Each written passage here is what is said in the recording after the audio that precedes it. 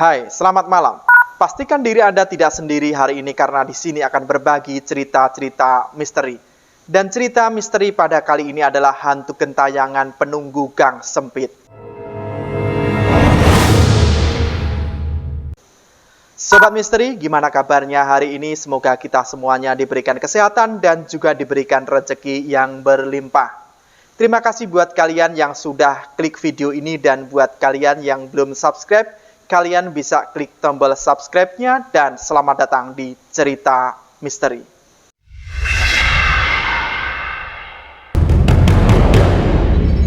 Sebut saja namanya Putri. Dia menceritakan pengalamannya bertemu dengan ruh gentayangan. Seperti apa ceritanya? Jawabannya ada di video ini. Aku bekerja di sebuah hypermarket di mana jam kerjanya memberlakukan 2 shift. Sehingga ada kalanya aku harus pulang malam hari.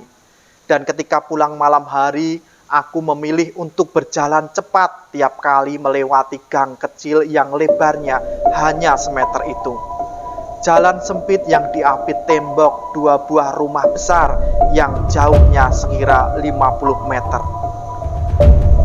Gang itu termasuk gang hidup yang setiap harinya digunakan orang untuk lalu lalang sebagai jalan pintas. Begitu juga denganku. Aku lebih suka melewati gang ini karena aku tidak perlu memutar jauh untuk sampai ke rumahku setelah aku turun dari angkot sepulang kerja. Pada dasarnya, gang itu pada siang hari sama seperti gang lainnya. Biasa saja, tidak pernah terlihat ada keanehan dan relatif aman dari tindak kriminal. Tapi beberapa tahun belakangan, banyak dari tetanggaku yang mengatakan di ujung gang dekat rumah Pak Doyo jadi menyeramkan. Mereka menceritakan ketika lewat sana di atas jam 1 malam, mereka mendengar suara seorang wanita sedang tertawa atau kadang menangis. Mereka bilang itu suara makhluk halus, dan ada juga yang lewat gang itu di atas jam 10 malam melihat sekelebat bayangan seperti melintas di depan mereka. Namun Pak Doyo yang tinggal dekat situ sepertinya tidak merasa terganggu. Ia tinggal di rumah itu seorang diri sejak ditinggal mati istrinya 3 tahun lalu. Istrinya meninggal mendadak karena sakit. Anak-anak mereka sudah lama tidak tinggal di rumah itu karena sudah punya keluarga sendiri. Pak Doyo sendiri dikenal tertutup dan kurang bersosialisasi dengan masyarakat sekitar, sehingga tidak ada tetangga yang berkawan dekat dengan lelaki yang umurnya sudah setengah abad itu. Hari ini aku lembur dan harus pulang malam. Untungnya ada temanku sekaligus tetanggaku yang juga bekerja di hypermarket yang sama. Ia sedang shift malam, jadi aku bisa pulang bareng dengannya. Namanya Sulis. Gadis sederhana berusia 21 tahun yang kudengar ia bisa melihat penampakan makhluk gaib. Aku merasa lebih tenang, tidak harus berjalan sendiri melewati gang itu. Setelah turun dari angkot, Sulis dan aku berjalan beberapa meter menuju gang kecil itu. Kami pun mulai memasuki gang. Suasana sepi, hanya kami yang sedang lewat di situ. Kami hanya mengobrol santai tentang pekerjaan kami. Saat hampir sampai di ujung gang, Sulis menghentikan langkah kakinya. "Kenapa berhenti, Lis?" tanyaku. "Itu Put, di ujung gang, di atas tembok pagar Pak Doyo. Kamu lihat nggak?" tanya Sulis dengan mata tertuju ke atas tembok. Mataku langsung melihat pada tempat yang dimaksud. "Aku nggak lihat apa-apa, jangan bercanda, Lis. Ada apaan?" Aku mulai bergidik dan merangkul tangan kurus Sulis. "Kamu takut ya, Put?" "Iyalah. Habisnya udah banyak yang cerita kalau di dekat situ ada sesuatu, Lis." Aku nggak bercanda.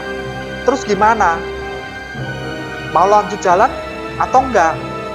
"Aduh, Lis, aku nggak tahu. Udah kepalang tanggung sih, Lis. Udah dekat dengan rumah.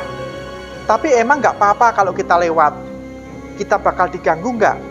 tanyaku takut bercampur khawatir dan menyembunyikan wajahku di belakang bahu Sulis. Kayaknya nggak apa-apa, mudah-mudahan dia nggak ganggu. Ya udah, bismillah aja. Jangan lupa berdoa.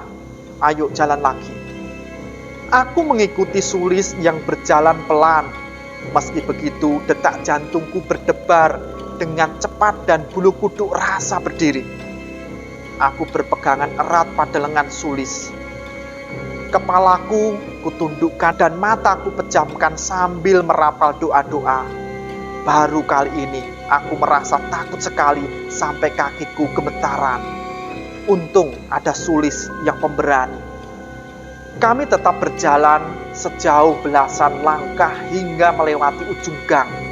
Aku merasa lebih tenang ketika mendengar suara motor dari arah depan kami. Seorang pengendara mungkin hendak lewat gang itu juga. Udah Put, kita udah agak jauh dari gang. Udah di depan rumah Pak Minan. Dia nggak ganggu, kata Sulis kemudian menghentikan langkahnya.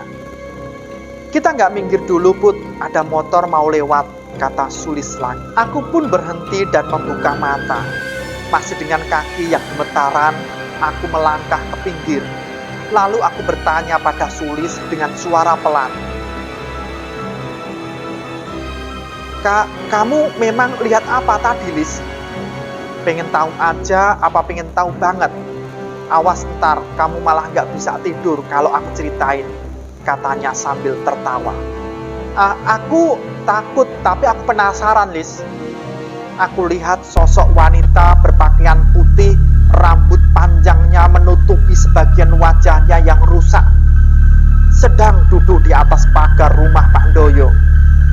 Di ujung gang memang terdapat tiang dan lampu jalan yang agak terang, sehingga mungkin Sulis bisa melihat dengan jelas. Aku langsung bergidik mendengarnya. Apa kamu selalu bisa melihat makhluk yang seperti itu, Lis? Sulis mengangguk. Ya, sudah sejak lama. Aku sudah terbiasa, walaupun kadang aku ngeri juga kalau melihat wajah yang menakutkan. Pengendara motor berlalu, kami jalan beriringan lagi. Tanganku masih berpegangan erat pada lengan Sulis. Tak lama kemudian akhirnya sampai juga di depan rumahku. Kulepaskan peganganku dari Sulis lalu pamit padanya. Lis, aku duluan ya, terima kasih sudah mau pulang bareng aku. Bibirku sudah bisa melepas senyum. Bye Putri, sama-sama. Sampai ketemu besok. Sulis membalas juga dengan senyum. Sejak malam itu, aku tak lagi berani lewat gang itu sendirian di malam hari. Waktu berlalu, sekarang warga sekitar gang hampir semua mengetahui tentang keberadaan makhluk penunggu gang itu. Walaupun keberadaannya tidak mengganggu secara verbal, tetapi aku, keluargaku, dan para tetangga selalu waspada saja dan tidak lupa berdoa memohon perlindungannya. A few moments later. Ada seorang warga yang mengatakan itu adalah arwah Bundoyo yang penasaran karena sebenarnya penyebab kematiannya adalah bukan karena sakit tetapi karena kecelakaan tertabrak mobil sepulang dari kerja dan konon wajahnya rusak parah. Tetapi seingatku, kata Pak Ustadz, arwah orang meninggal itu berada di alamnya sendiri dan tidak akan berkeliaran kemana-mana. Dan makhluk halus yang suka mengganggu itu sesungguhnya adalah jin dari golongan setan. Walau aku belum pernah melihat penampakan mereka, aku percaya pada perkataan Pak Ustadz bahwa para jin itu hidup berdampingan dengan manusia di alam dunia ini. Mereka dapat melihat kita, tetapi kita tidak dapat melihat mereka. Ya, hanya orang tertentu saja yang dapat melihat mereka. Walau alam. Gimana Sobat Misteri? Apakah kalian percaya dengan ruh gentayangan atau bahkan pernah melihatnya? Tuliskan di kolom komentar dan jangan merasa pemberani sebelum subscribe channel ini. Jumpa lagi di cerita berikutnya.